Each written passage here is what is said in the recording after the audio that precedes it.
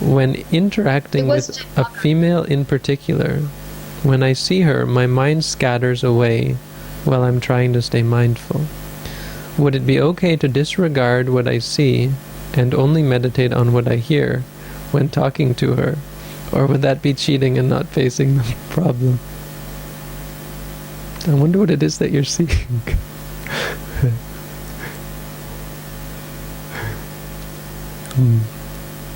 Yeah, females can do that. It's terrible, really.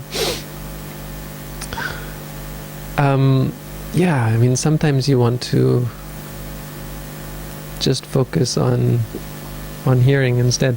It made me think of another part of this comprehensive practice. I can't wait till I get this one out. It's taken me so long, because it is a long one, and I've made it even longer. And I had to totally redo it. But hopefully this week I'll get it out there. But it's comprehensive, this talk, and so it has everything in it. I can keep referring back to it.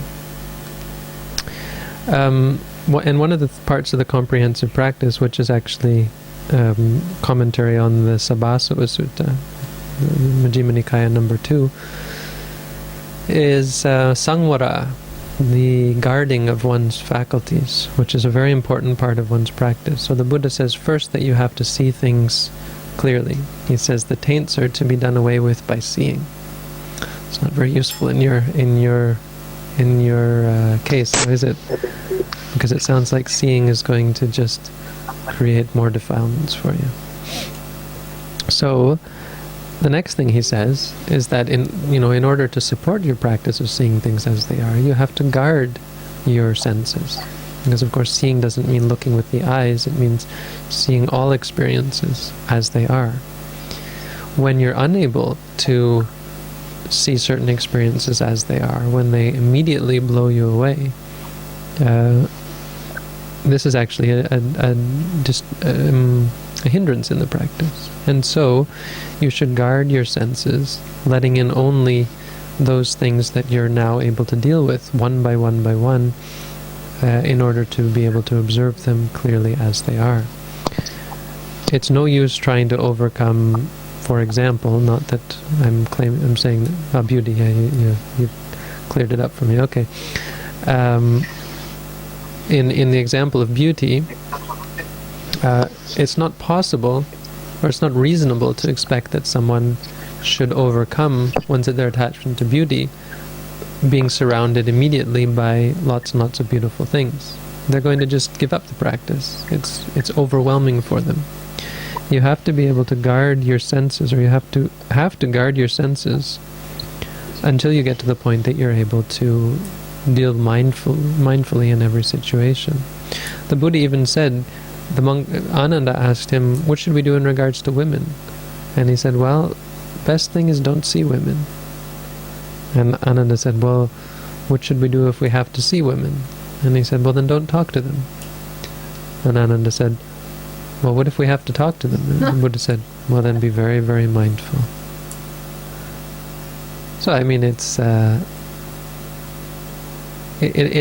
people often take this the wrong way and think, well, this is a pretty silly teaching that it teaches you to ignore experiences and not really investigate experiences, but it doesn't actually. It takes into account the practical reality, the practical impossibility of coming to see things as they are, letting things be as they are. You need to, come back, as I said, come back to a life that is free from all of the things that you cling to. In order to begin to understand the things you cling to, first you have to throw them away. You have to begin from a state of an empty state. You have to have an empty slate, and then slowly take things back on to the extent that you're able to observe them. You have to think like you're a scientist. How difficult it is to interpret the data. How much more time it takes to interpret data than to just experience it. So in order to be interpretative, we have to take things slower, one by one. We can't let everything in and expect to be able to interpret it clearly and properly. So, sounds like that's the sort of thing that you're trying to grasp here. Best thing to do is run away from this woman. That would be ideal, right? To just not have any contact with her. But that's difficult because you probably really, really, really like her. So in that case, it's not really a problem. It's in fact can be a useful laboratory for you. You can start by when you think of her, when the image of her comes up in your mind, begin with that reality. Because it's also important to, as I said, not take this the wrong way that we're trying to suppress or avoid or run away from the issue. We're retreating, making a strategic retreat so that we can slowly come up in a more, once we've got our weapons ready, once we've got our gun loaded, so to speak. So you should take it slowly and not go out of your way to see this woman, not go out of your way to be in her presence, and not necessarily go out of your way to avoid her, but try to see her in moderation and slowly develop meditation based on this woman. I mean, it's a great opportunity. Once you've set it in your mind that this object here, this woman, is a meditation object for me, then every time you see her, you're going to immediately fall into meditation mode. I mean, not immediately, but slowly it will become, it's like eating. I always tell people, think of eating as a meditation session, right? When you sit down on the meditation mat, immediately your mind says, now I'm meditating, right? Because you've got a meditation mat, and you've got your legs are in a funny posture, your hands are in a funny posture. You're not sitting in an ordinary way, so you think, this is meditation. When we eat, we think this is eating, and so we eat and we lose our mindfulness. But if we thought of eating as a meditation session, which in Zen they're really good about this. In Zen they have you eat in a really awkward way, or not awkward, but novel way that you're not used to. And as a result, you're forced to be very, very mindful. So you can take this woman as being a meditation session for you. Okay, now is a meditation session for me. The other thing I would recommend is not to be too hard on yourself. So yeah, you'll fail sometimes, and you'll fall into liking her, and you'll wind up being totally blown away and unmindful and whatever.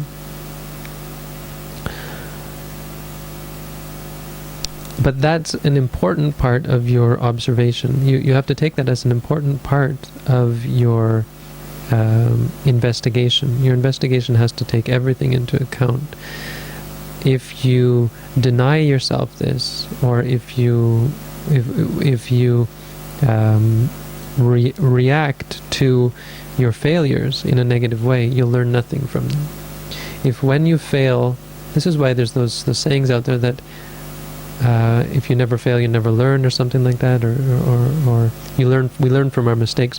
We don't always learn from our mistakes. I gave a talk about this some time ago. We learn from our mistakes when we actually look at them, when we actually accept that we've made a mistake objectively and try to learn from them. We don't learn anything from mistakes if we get angry and upset about them. So at the time when you like this woman and are attracted to her beauty and so on, you shouldn't be saying to yourself, "Oh, I'm such an evil, nasty person because I this is sinful and this is so on." The Western society is so full of this, the sin of sexuality and the sin of masturbation, which I got this video on masturbation has got me quite famous in internet circles.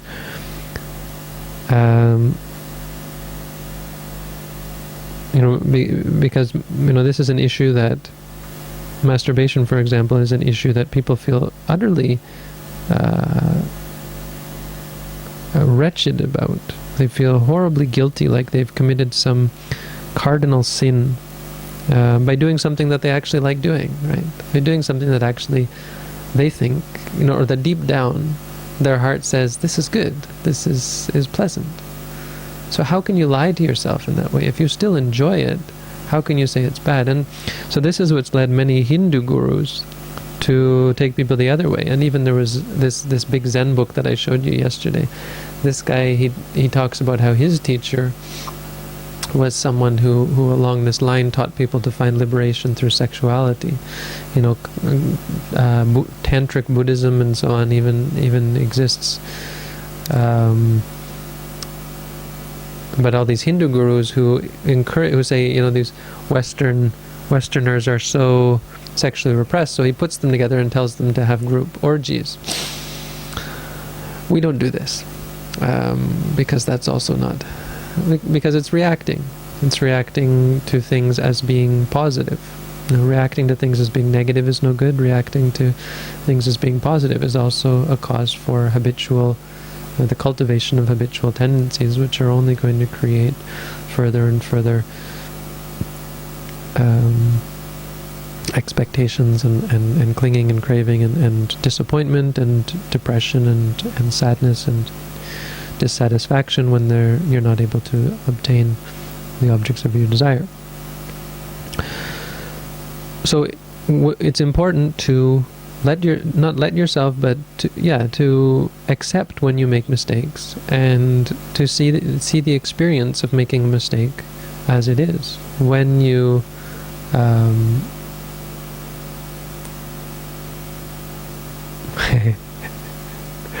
when I see her, I have to prepare to meditate every time I see her. When I exit the gym, she works.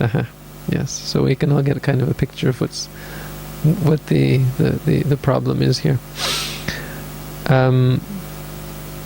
So yeah, preparing yourself is one thing, but also letting yourself feel these feelings, or not letting, but acknowledging when you do feel these experiences. You can't stop yourself from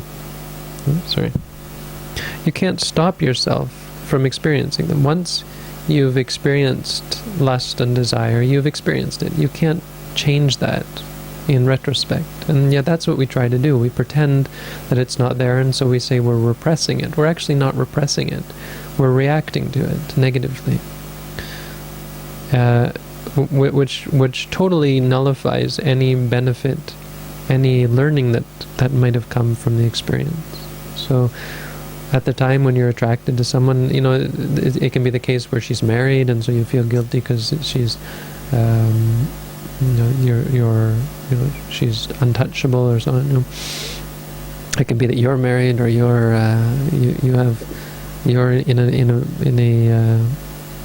a relationship, but you have to accept that you have these feelings. I mean, lust is like fire. The Buddha said I think he said, Nati raga sama agi, there is no fire like lust. I believe that's the quote. And what it means is that you can't, like a fire, like a great raging fire, you can't say to it, let it stay only here. Let me only have lust for my wife and my girlfriend, and not have lust for this person or that person. If it's there, it's there, and it's uncontrollable. This is why lust is such a dangerous thing. Greed and desire in general are so dangerous. We say, what's wrong with liking this? What's wrong with liking that? They're habitual. They're habit forming, and they lead only to greater and greater of the same type of emotion, which emotion is uncontrollable and can't be limited in any way, shape, or form to one specific set of experiences. It, like fire, burns from the grass to the trees, from the trees to the leaves, and so on. Whatever is combustible, it is liable to fall into burning, which can totally destroy. This is why men cheat on their wives, wives cheat on their husbands, and so on.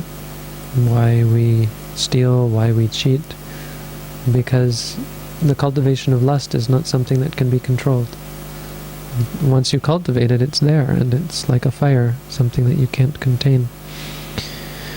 So, you have to accept that fact, and you have to work to undo the habits. That's really the only way to deal with this. Yeah, so start by limiting your interaction with this person to what is natural. When you know that she's there, you might not want to look in the beginning. You might just want to avert your eyes when you're not talking to her, and suffice to hear and to feel the heart-throbbing agony, which actually is a lot of suffering. Right? The tension that comes from desire is actually a lot of suffering. Helps you to see what a bother this is, how it's actually ruining your physical health and your mental health, and so on. So perfectly well within your rights to avoid and to limit. Avoiding is another one. If something is totally dangerous where you just can't control yourself, then you should avoid certain things. Vinodana pahataba, and the other one is sangvara pahataba. So, anybody want to jump in? Larry, you're here. Welcome. You're back. Anybody want to say anything to that one? Yeah, I'm sorry I missed part of it. I had a neighbor to walk over, so I had to visit with him for a few minutes. It's okay. We understand. Okay.